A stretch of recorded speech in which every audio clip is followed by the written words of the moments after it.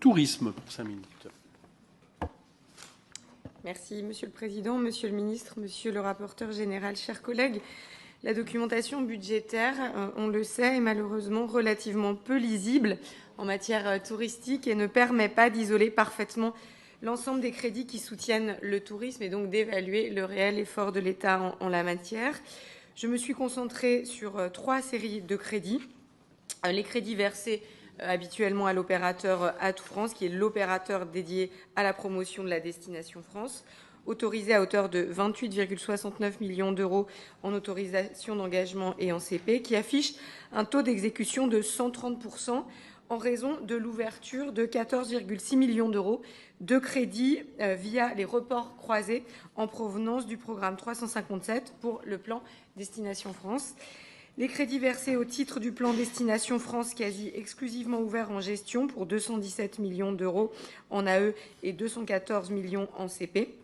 Cette évaluation est sans doute partielle au regard, comme je le disais, de la faible lisibilité des crédits, mais c'est ce que la lecture de la documentation budgétaire nous permet d'affirmer. Les crédits versés par le programme 364, cohésion de la mission plan de relance pour financer le plan Avenir Montagne, qui a ouvert 46,2 millions en CP, auquel il faut ajouter 116 millions de reports en AE depuis l'exercice 2021 et 3,4 millions d'euros de reports en CP issus de l'exercice 2021.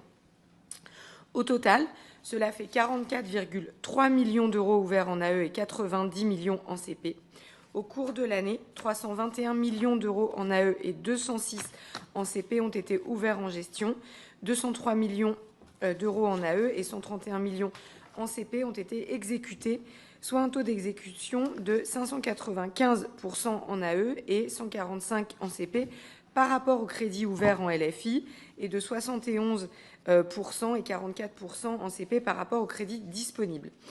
Je tiens d'abord à signaler l'illisibilité des crédits décaissés au profit du plan Destination France.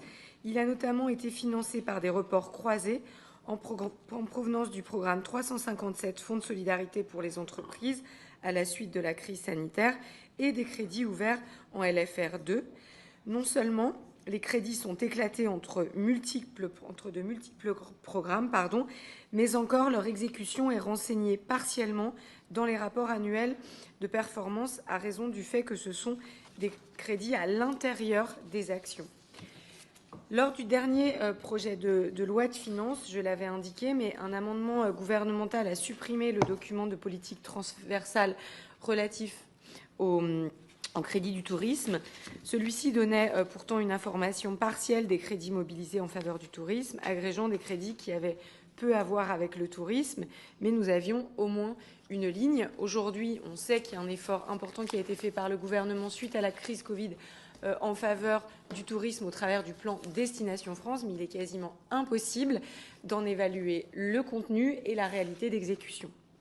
Il me semble essentiel que nous fassions un effort et que le gouvernement puisse faire un effort, que le ministère, pour réaliser un jaune budgétaire clair lors du prochain PLF pour connaître la réalité des crédits décaissés et garantir une information transparente et sincère des parlementaires et une évaluation réaliste de cette politique. D'autre part, le décaissement des crédits Avenir Montagne poursuit son déroulement. L'ensemble des 170 millions d'euros d'autorisation d'engagement ont été exécutés. Les restes à payer s'élèvent à 128 millions d'euros en CP jusqu'en 2026. Plusieurs questions, Monsieur le Ministre. Pourriez-vous réaliser un état des lieux des décaissements des crédits au titre du plan Destination France, donner l'avancée des actions les plus emblématiques et le montant moyen des projets financés? En ce qui concerne le plan Avenir Montagne, idem. Pouvez-vous nous faire un point des projets financés et puis nous faire un point également des recettes issues des droits de visa? On a eu un bouleversement total des arrivées en France et des départs en matière touristique suite à la Covid. Comment les choses se rétablissent? Quels sont les droits de visa les plus importants? Est-ce que ce sont ceux issus d'Amérique du Nord? Est-ce que ce sont ceux issus de Chine et d'Asie? On sait qu'on a eu une chute très importante de ces populations. Voilà un point sur ces points-là. Et je vous prie de m'excuser car je devrais vous quitter avant certainement les réponses, car je dois aller à l'Élysée pour parler d'une entreprise que vous connaissez bien, qui est l'entreprise Trimet. Et je me permets de vous remercier à ce sujet. Merci, Bonivard. Bon déplacement à l'Élysée.